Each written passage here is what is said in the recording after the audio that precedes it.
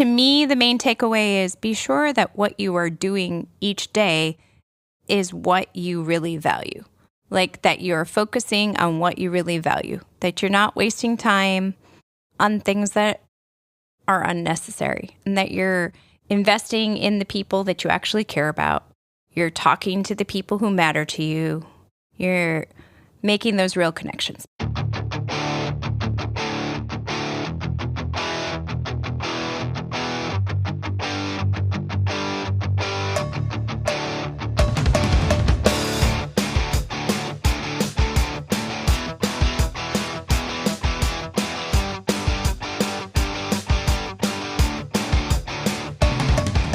Hey, and welcome to Middle Ground Books After Hours. My name's Megan. I'm Deborah. And I'm Lance. I'm so glad that you came to join us this evening. This is one of those host blurbs, I think is what Cosmic Ron calls it, when we just talk about things. But I think instead of just straight away talking about things, we're also going to talk about the books that Megan and Deborah did for their book clubs that they loved. Both the books and the book clubs. Mm-hmm. And also, you know, Comic-Con, like this is going to air the week before Comic-Con happens. Yeah. It'll drop on Thursday, and then Comic-Con will be Friday through Sunday. The chances are really good that while you're listening to this, we are feverishly working on costumes. That is, yeah. Mm-hmm. That really should have worked, that we thought was going to work and isn't going to work or didn't work, or hopefully we haven't like bled all over a costume by the time you're hearing this. No, their costumes are just going to be amazing. We're going to get a floor prize. That's happened Really? once. I bet. I know it did happen. That's why I was saying it could happen again. It could? Yeah. And in terms of the work in progress, Debbie is going as Rogue Emenyares. Not Rogue from X-Men, which No. is what kept coming up when I was searching for images to guide my costuming. Very frustrating. I do love X-Men, but that was not the Rogue we were going for. These are not the droids you're looking for. Rogue from Cyberpunk 2077. I think it's Emenyares. Like you never hear her name in the thing. And Megan is going as Pan Palmer, and we've already discovered a number of fraudulent entities for buying cosplay stuff. Yeah. Buyer beware. Yeah. Oh, well. It is what it is. So she was supposed to have a Pan Am Palmer coat from Cyberpunk 2077. And It was going to be like the only part of the costume that was correct. So we'll see what we come up with. And I'm going to be cosplaying as Danny DeVito, cosplaying as Keanu Reeves, cosplaying as No. Johnny Please stop. Silverhand from No. Cyberpunk 2077. People always think you're cosplaying as some Keanu Reeves character, even when you're not cosplaying. When he's just wearing like his normal clothing, people Yeah. come up and So- are like, you know, you look just are like you Keanu John Wick? Reeves. Who are you? Yeah. Like at your sister's wedding, someone came up to him and said, "You look just like Keanu Reeves, man." And he was like, "No, I don't." I'm like, "Yeah, you kind of do." I mean, you were wearing like the John Wick kind of suit and the hair and the, yeah, I can see it. And I just shot 4 people. right? Right. Because yeah. you go around doing that, Anyway, and you're not like in jail. So but we do have a lot of costume work to do, and I don't know when we're going to do it. Well, some of it's going to get done hopefully tomorrow, some of it over the This weekend, yeah. This is like the last chance to work on it, like And I like have a to big cut my push. hair. Just a little bit. Megan has to Trim it. become a cat. Yeah. I feel like that's pretty easy for me. become a dinosaur. Yeah.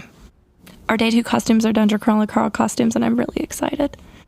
Well, and the other cool thing that I don't know if I've told you is that, so we have a resident Stitch Witch. Is that the way that we should refer to Slim Crow Shady? Is her rapper name?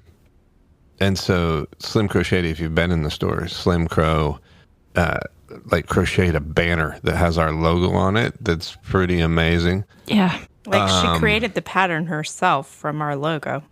And so she made little foxy cowls, cloaks for Megan and for Deborah, complete with the ears and all They're the very things. cute.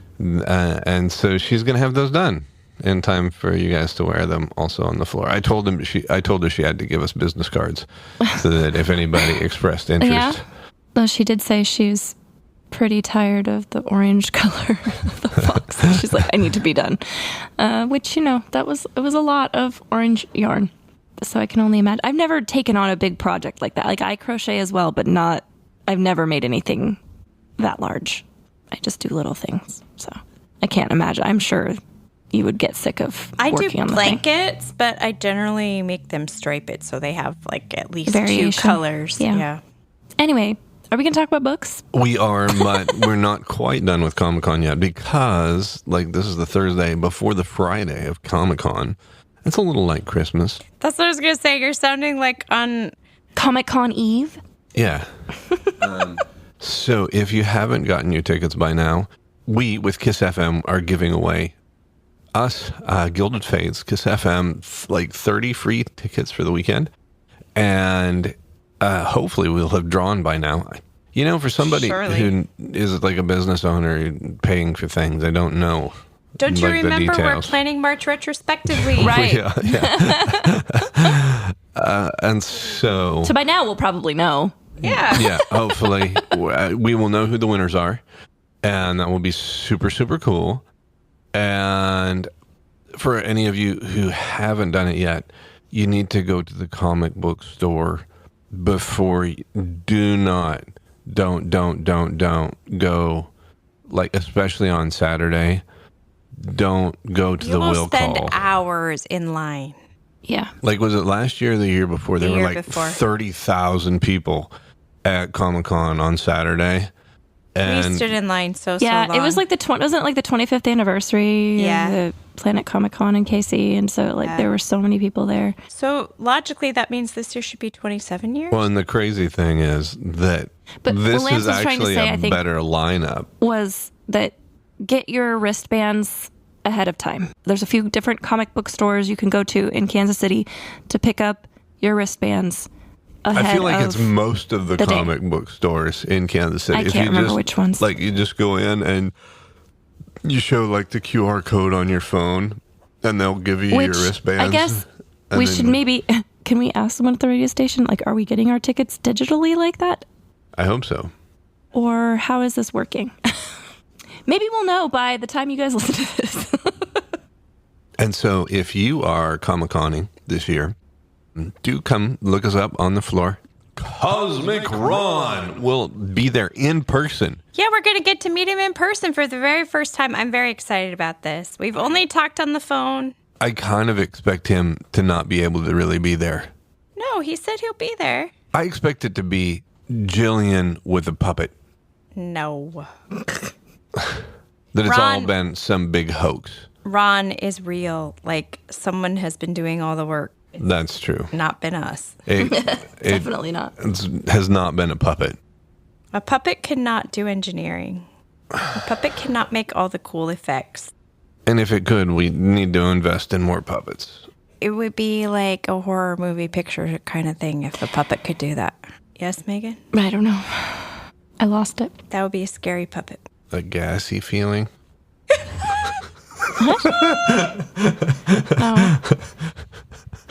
Oh, dear. So I think we're giving Ron plenty to just be able to edit out. Indeed. Make his work's cut out for him.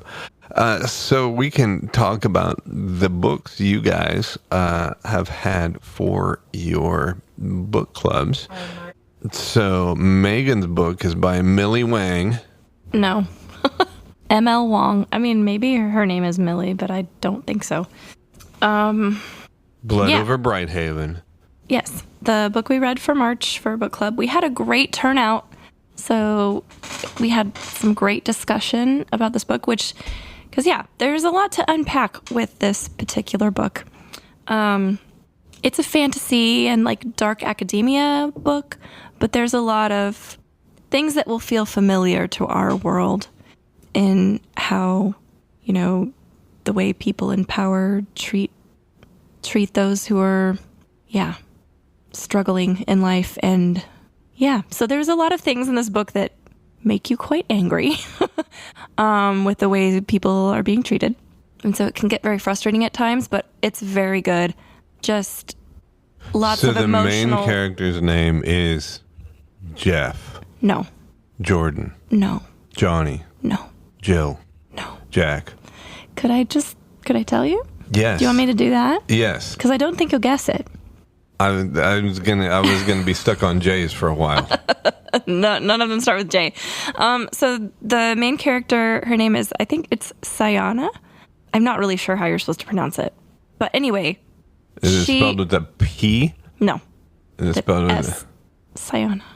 Anyway, she is this very driven woman who wants to become a high mage and become the first woman to do so. And she's been working her whole life toward this goal. And she comes kind of from a working class family. And so a lot of the more elite, like, people who have connections are the ones who end up in high mage. Like, so she's been like really working hard to try to make this happen. So they're like one high mage or more than one high mage?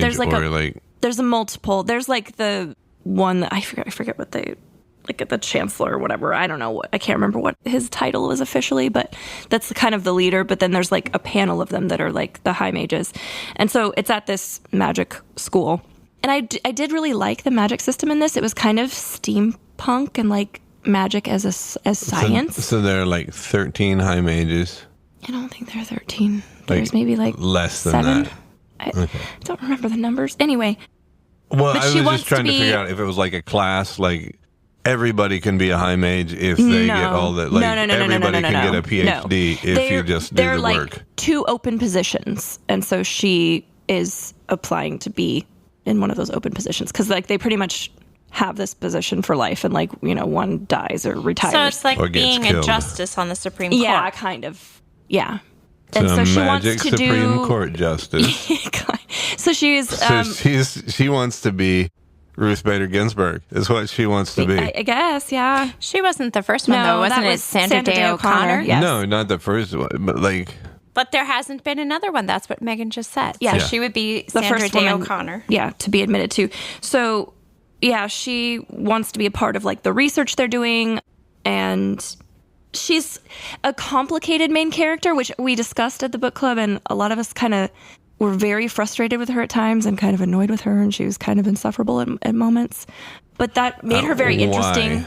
Like she just really likes accouterizing things? She's very prideful, very proud, and can be a little bit in her own head and like not very aware of other people. So she is really cut out to be in a position of power, is what you're saying. Yeah, well... So that's what I'm saying. Sorry, I said that out loud. There's a lot of things in this book that are like... Yeah, there was a lot to unpack and talk about. And I think as the story goes on, she becomes a little more self-aware and kind of realizes like, hey, I might be just as bad as these guys.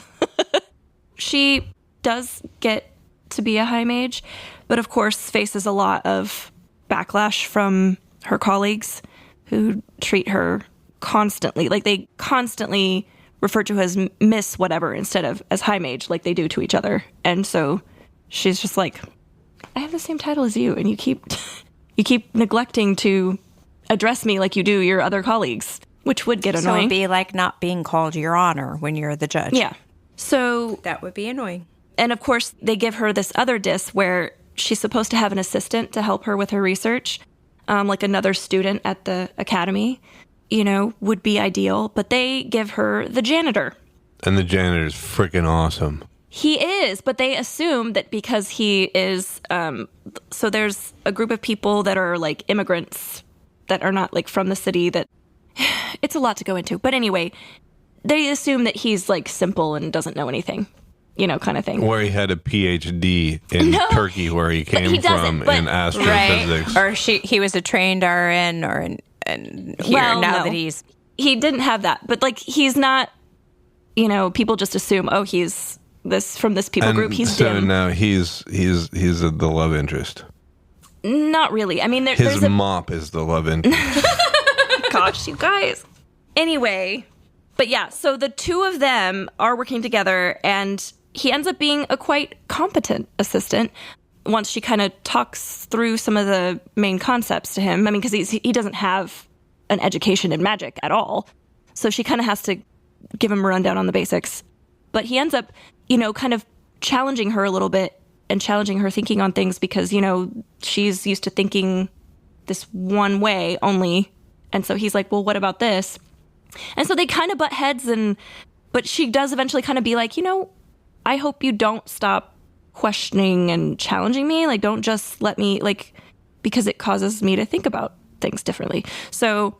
Well, that's the whole thing with most academic pursuits is that they are so myopic. Yeah, she very much is. And the ruts for in order to get a higher degree, you have to know everything that has come before. And so you have to know, these are the major schools. And then you have to actually contribute new research to what exists. And so you have to know everything that exists in order to contribute. Well, and that's what sort of unlocks really, really deep knowledge in a very, very narrow field. Mm-hmm. And you have to basically sell to the devil your ability to throw a frisbee. Okay. But yeah, so that's what sort of brings about. So they end up uncovering a conspiracy. I will say that. And the reason only reason she kind of really sees finds some of these things out is because I gotta stop you here. Sorry. So uncover a conspiracy. Now, when you say a conspiracy is a word that is used to basically, especially in the world that we occupy, conspiracy is a word that is used to dismiss things as, conspiracy theory, this is all It's not really a bupkis. conspiracy. It's more like that people have covered up a lot of very important information about what the magic is and where it comes from. And they find this out, and then chaos ensues. So it's not really a conspiracy. It's not a conspiracy. It is a conspiracy in the real sense, not in the we are mocking you by saying you're a conspiracy, because conspiracies can be a real thing. It's just that's now what people say when they're saying that somebody is overblown and not. Yeah. She finds out that the people in power conspired to keep things from. Yeah. Well, and I'm just thinking of our poor listener in Sweden. I don't know who you are, but we love you. And that you still listen to us despite the fact that we are in the United States. I feel a little bit bad about that. Just remember, we're from Kansas and have no control over anything. Yeah. We are disenfranchised. We were never franchised. We are an internal no one cares about us out here. The United States. Conspiracy theories, just the fact, turns out that most of them were actually real for the last, I don't know how many years. And that's when she uncovers things, she's like, she seems to think, I think because of, I mentioned, she's a little bit prideful. She seems to think that she's the only one who could have, who's ever realized this, And so she wants to, make people aware and, spread this truth, this knowledge. Because, I don't want to give away too much of it. No, I think you've done pretty well. Does she have a pet? No. Does she have any hobbies? No. Pretty much. Magic Becoming a mage is her hobby. She's obsessed with shopping with you. Probably not. No, she's very, very single-minded, focused on. So, do you like her? Would she be your friend if Probably she was? Not. She would be a Slytherin if she was in Harry Potter, because she's very driven. Very I kind of want to read this part that actually. So read that part. I just hope it's very much later in the book, and I hope it doesn't give too much away. But if it gives it away, I'll make a loud brr. As I've said, there's a conspiracy, and there's a lot of people in power who are covering things up and blah, blah, blah, blah. So she has a plan. She's trying to get people to see reason, I guess, that this is not the way they should be doing things. Kara removed her cap and unpinned her hair to let it unfurl around her shoulders. I didn't get to grow up with my mom. If I had, I'd like to think this is the kind of thing we'd have done together. Sayana let out another snort of laughter, something Kara seemed uniquely good at drawing out of her. That's your idea of a nice day out with your mother? Plotting the destruction of a government? Or you have a more fun idea? I guess I always imagined that I'd go to the bakery with my mother if I could see her for a day, maybe dress shopping, something a mom might find fun. Although Sayana herself had never been terribly excited by dresses or baked goods. Well, I think insurgency is fun, so thanks for tonight.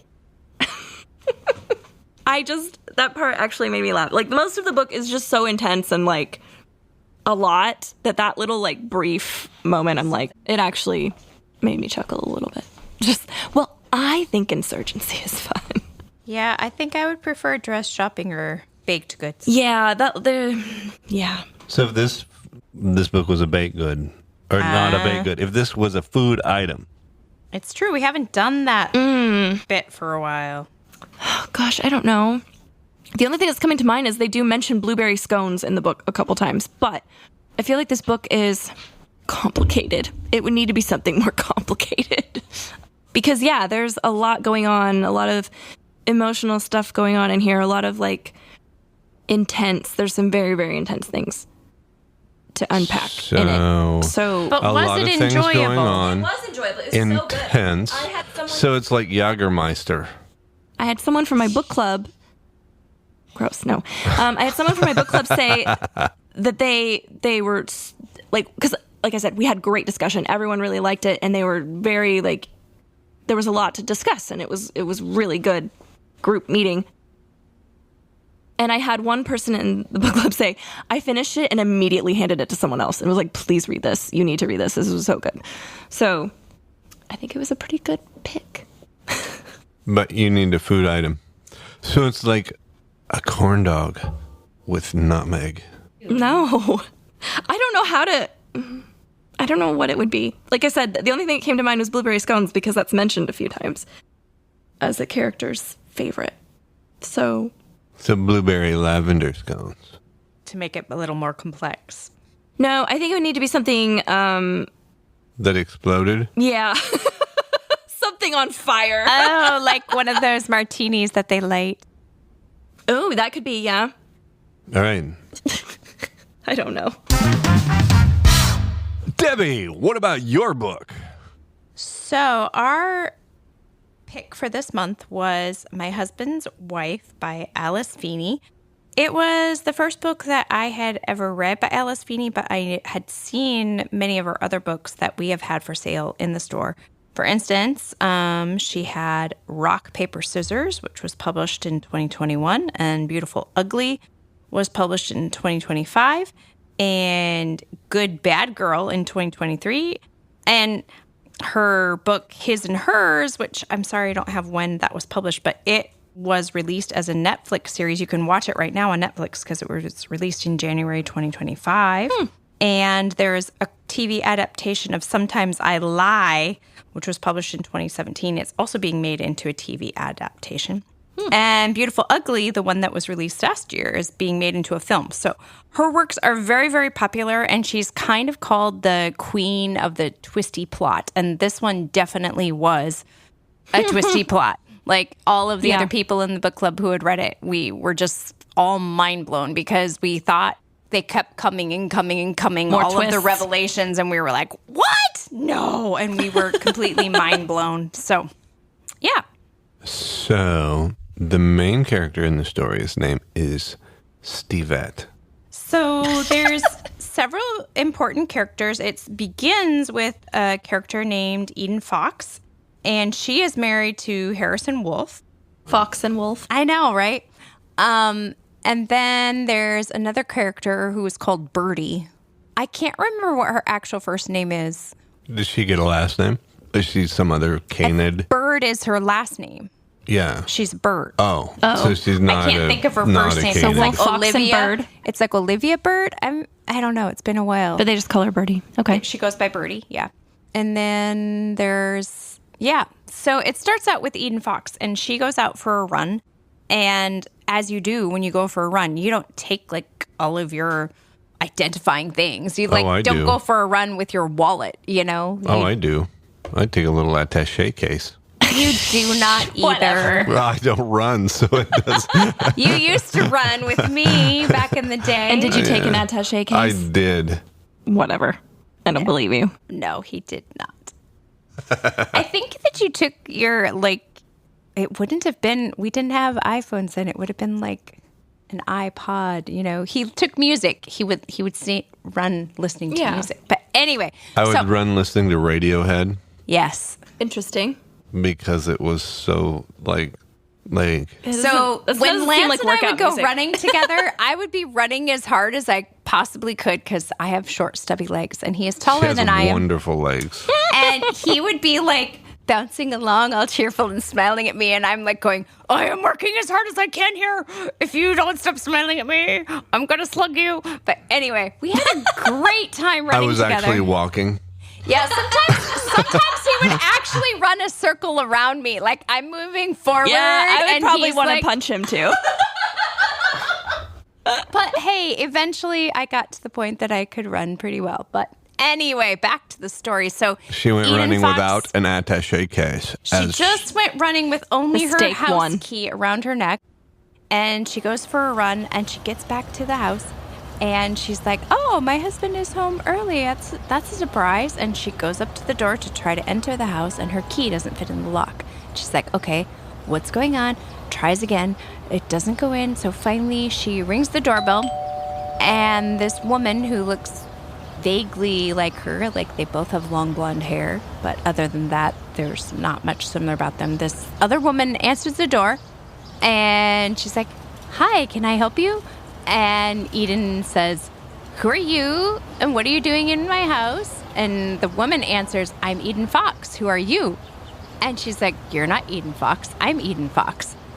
And then her husband walks up, Mr. Harrison Wolf, and she's like, he says, honey, what's going on? And the woman who's in the house is like, this woman claims that she's me. And he's like, I don't know what you're talking about. Go away, basically, and shuts the door and leaves her outside. And she's like, what is going on? And why is my husband acting like he doesn't know me? And who is this woman? She was supposed to be having an art exhibit that night. And so this is like real gaslighting. And she goes to the art exhibit, and this woman who is claiming her name is there wearing the velvet dress that she like had put out and planned to wear to the art exhibit. The woman is there, and like all these people are shaking her hand and congratulating her and saying, oh, great job, Aiden. And they're like her paintings on the wall, but this other woman is the one taking the credit for them. So you would think that you were going insane. Yes. Yeah. How does this happen that everybody thinks that she is Eden Fox? Like, is there no like social media, like anything for this Eden Fox? Like, how is this even possible? So she had been one of those people like me that did not have social media accounts, and they had recently moved. Her husband was very, very wealthy. He was the executive in charge of this business, which that comes out later in the story and actually was a large part of our book club discussion. But anyway, he's wealthy, and they had just purchased. Bag or just wealthy? I mean, all of us have some good and some evil, right? Anyway, so he's a Sith Lord. He's just a normal Sith Lord. Businessman. Executive. Anyway, they had just purchased this mansion, a mansion that had belonged to Birdie's family. Okay, remind me who Birdie is again. Birdie was the other character. I think her name's Olivia Bird. Yeah, but what does she do? Is she like a gardener? She is a police detective, and she had grown up. She had a really difficult growing up, bounced around from foster care home to foster care home, abusive foster care homes, actually, till she like aged out of the system. And a lawyer showed up at her house one day. She lived in an apartment over a bookstore, which is really cool. So that could be Toaster Carlos. I guess. If they had a pet dog and were single, but they don't because they live together, and I don't think they have a pet. Yeah. Anyway, so Birdie, at the beginning of the story, Birdie, a lawyer, shows up and says, hey, your grandmother died and you inherited this mansion. And she's like, I don't have a grandmother. Like, my mother died and I grew up in foster care. And they're like, no, but you had a grandmother. And so she inherited this mansion, which she eventually sold, and it was purchased by Harrison Wolf and Eden Fox. So they're actually living in Birdie's house. Anyway. Complications. I'm confused. No, it keeps getting more complicated as you go along. But Harrison Wolf as I said, he is the executive of this company, and the point of this company is to do research and scientific understanding into people's genetics and people's health, because the whole point of their company is to tell people when their death date will be. Ooh. They feel that it is a person's right to know when they're going to die so that they can plan for the future. And Harrison decided that this would be his mission because of his traumatic growing up story. And so that is the mission of his company, and somehow he has become wealthy doing that. Because people want to know when they're going to die. Yeah. And I mean, that can be pretty easy, like, honestly. Okay, but that's not the point. Anyway, so in our book club, we actually had quite a good discussion about that. Like, okay, what do you think? Would it actually be good to know when you were going to die? How would that change how you decided to live? Yeah, I heard part of that discussion. And I was kind of like, nah. You don't I don't think I would want to know. But then you kind of brought up the point where, like, well, but if you knew, like, okay, in 1 year you're going to die, you would probably live very differently. You'd be like, okay. Put the house up for sale, take the whatever cash we can get, and go to our bucket list. Like, there's no point in continuing to clock in every day if you only have a year left. Might as well make it count. So that begs the question, why are we doing what we do now if it's not what we really want to do? I mean, I enjoy what I do. I know, but I do too. I also do want to do other things. Right. So it's not that I'm miserable and don't like what I do. No. It's more that there are other things I still want to do. And if my time was running out, I would maybe prioritize things differently. Right. But I think that, to me, the main takeaway is be sure that what you are doing each day is what you really value. Like, that you're focusing on what you really value. That you're not wasting time on things that are unnecessary. And that you're investing in the people that you actually care about. You're talking to the people who matter to you. You're making those real connections. But anyway, that is only a subset of the story. The whole story keeps developing and is surprising literally right up until the final sentence of the book. Really? I was like, what? Yeah, I remember you reading it. Even at the very last chapter, when you know, like, usually the book has like this climax, and then it all just kind of is the falling out and the what happened to the people afterwards. Yeah. And it was like that, but then the last chapter was, again, yet another layer that was like, oh my gosh, so I'm so Alice Feeney. Is it Alice Feeney? Alice Feeney is an amazing writer, and so evidenced by the fact you would that, like her? Like, you wouldn't just slap her for this book? Like, you would say, this is the most awesome thing ever to be my friend? You want a twist in a mystery. You want surprises. She is amazing. Like there was only one... That was another thing we talked about at the book club. There was only one thing that I was like, okay, I actually did figure that one out in advance, because each chapter is given from a different person's viewpoint. So, like, there's some chapters that are from Eden's viewpoint. There are some chapters that are from Harrison's viewpoint. There are some chapters that are from Birdie's viewpoint. There's another guy who's the junior police officer who Birdie comes and starts bossing around. I can't think of his name right now, which is that awful, what allows you to kind of try to piece together things? Okay. Yeah, but it was like one of the chapters that was from Harrison's viewpoint, just something about words he used and why he stated it. I was like, okay, there's something going on here. And I figured that one out because of just what Harrison said. But that was like one of the twists, and there were so many twists. Well, that's good though. I was proud of myself that I figured out one. You don't want something you can easily figure out, and you want to be surprised. I don't like when people like, I figured it out. I'm like, then what's the point? Yeah. Then to me, that's not a good mystery writer. Yeah. So I really admire her, and I feel like other people do too, because like so many of her books are currently being made into Netflix or other TV series or movies. So if this highly was a recommend. Food item, this would be somebody else's cake. Somebody else. What do you mean? Because my husband's wife. Like that. It was like, yes, this is. You think this is your cake, but then no, they say, oh, but no, it's really hers. and you think that this cake is chocolate, but no, it's actually not chocolate. It would be like one of those cakes that look like it's something, and then you cut it and open. then you cut it open and it's roast beef. No, it looks like roast beef, and you cut it open and it's cake. Yeah. Yeah, it would Those totally be illusion like cakes. those illusion cakes. For sure. Yeah. For sure. That's right. What have you been reading, Lance? So today I was a little bit excited because we've been working on some buybacks of some bizarre books that we are consigning for a friend. But before I get to that, I have my fingers in two places in a book that I have been reading to Megan. Well, I sort of read some of it to you. I've read it before, but you hadn't, right? I have not read it ever before.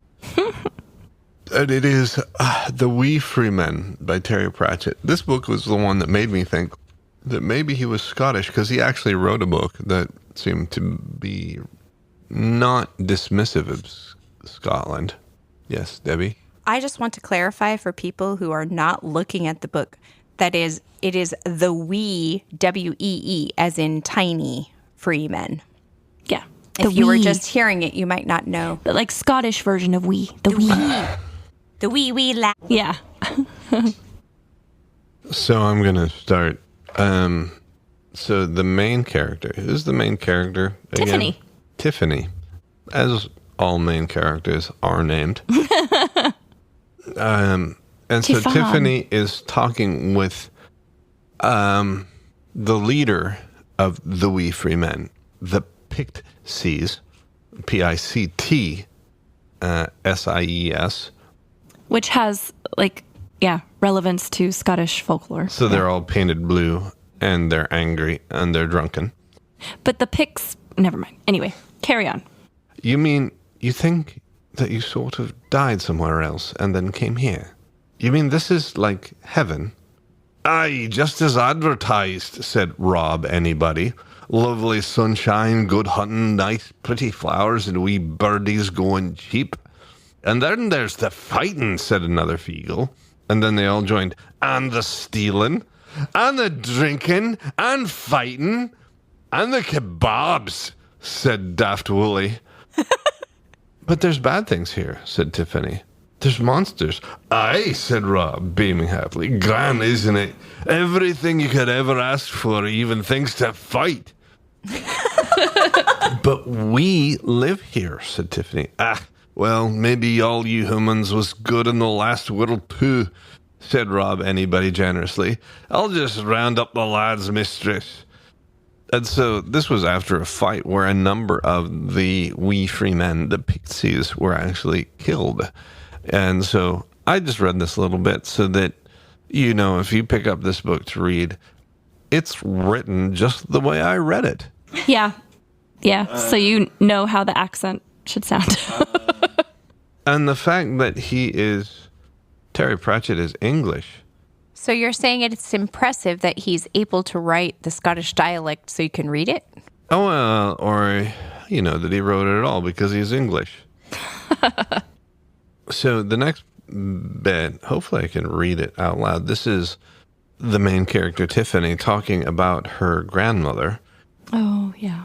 And it is just a really moving piece. Like, it's just lovely. And so I wanted to read it to you. Pratchett is good at being silly, but then also putting in these like little nuggets of like heartfelt things or really profound things. Well, and it's probably because it actually belonged to his life. It was very unusual for Granny Aching to say more than a sentence. She used words as if they cost money.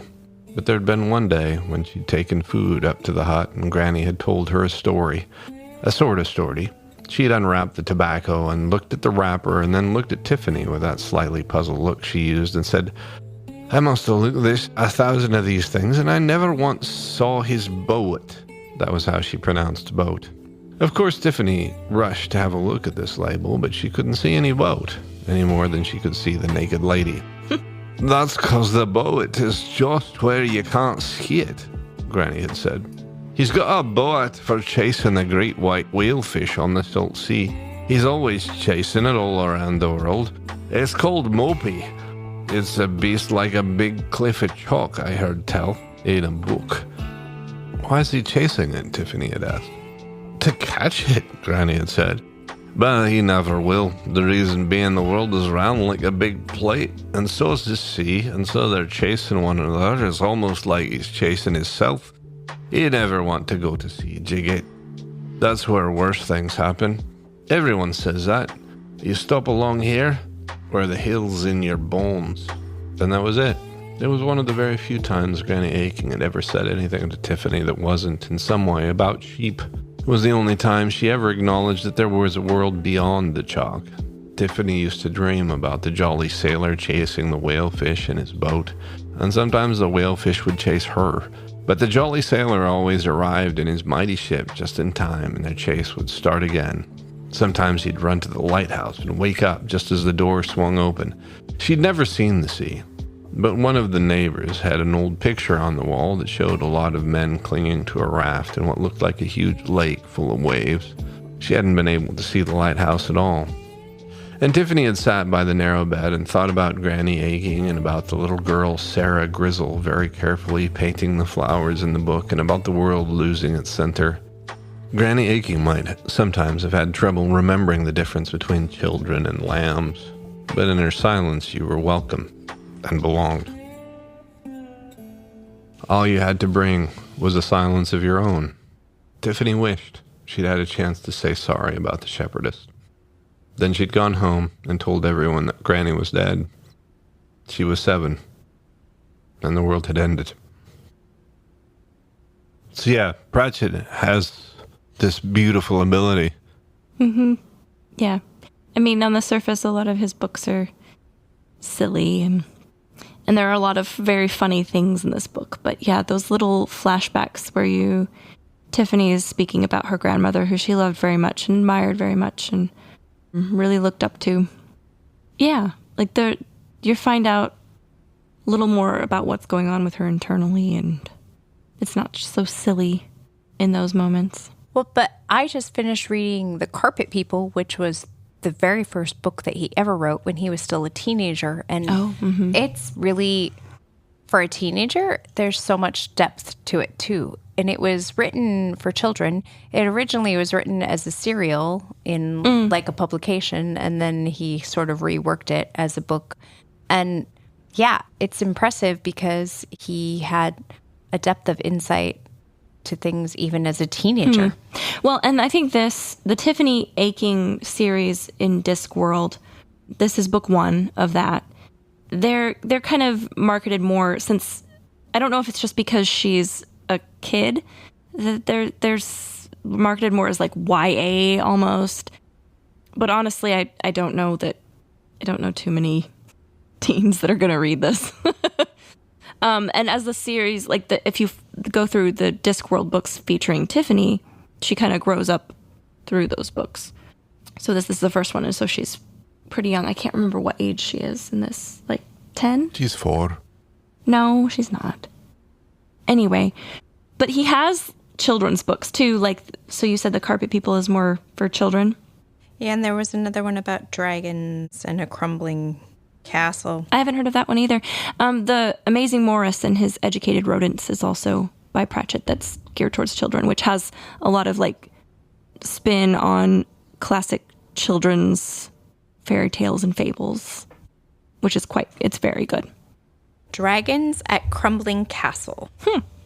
So you had all of the main parts of like what the title was. You said there were dragons and a crumbling castle, and I was like, yep, that's pretty much... That's the title. I remembered better than I thought. Sometimes my memory works, surprisingly. Hey, so what else is going on toward the end of the month of March? We have on the 22nd. Is this going to be before or after the 22nd? Hey, so this is after the 22nd. So this is going to be the Thursday before Comic-Con. So essentially, we have none of March left. So congratulations. We made it through March. We've almost finished planning March. So we can actually try to plan April in advance. So well, we do know. In April, we have Indie Bookstore Day coming up. That's the one. That April is the last 25th.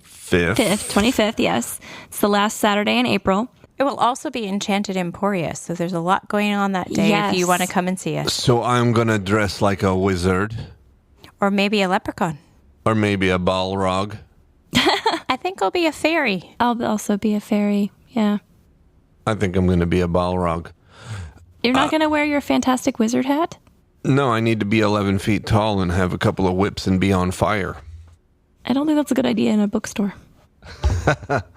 There's a lot of combustibles in a bookstore. Yes. That's what I'm saying. Indie Bookstore Day. This is the day where we celebrate our customers and the fact that we have survived another year against all the other countervailing influences in our society. And the fact that our community has basically kept us alive for another year. So we are grateful to them. And Flatlands Threads, they are printing T-shirts and tote bags and coffee mugs for us that say... Support local. Support local. Yep. Shop local, shop indie. Shop indie, shop local. I can't remember buy which. books from booksellers, not billionaires. Yes, we love that. And the reason is... They're clever. Foxing. Ba Sing Se. Isn't it the library at Ba Sing Se? The librarian is an owl, and then the librarian's helpers are all little foxes. So until next time. We'll meet you in the middle.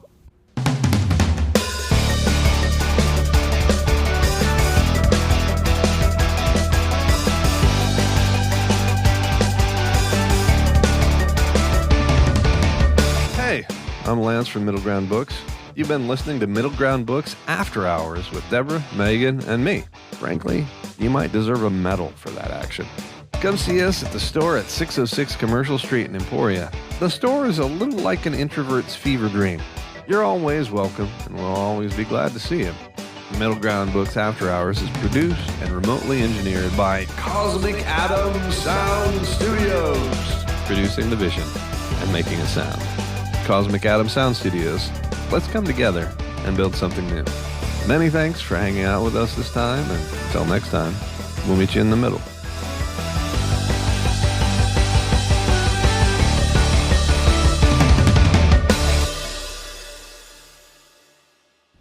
I don't remember We that. I just talked about this. I just remember the We giant did owl. talk about it. You're right. I remember talking about foxing. and foxing And I remember also. talking about... And kill chickens. Well, I mean... And we believe in killing chickens. we do have a soup in the cafe that has chicken in it, so... Ron is just going to be... Just cut this out. Yeah. We're done. We're Anyway, like way over time. Cindy, anyway. Maybe until next time.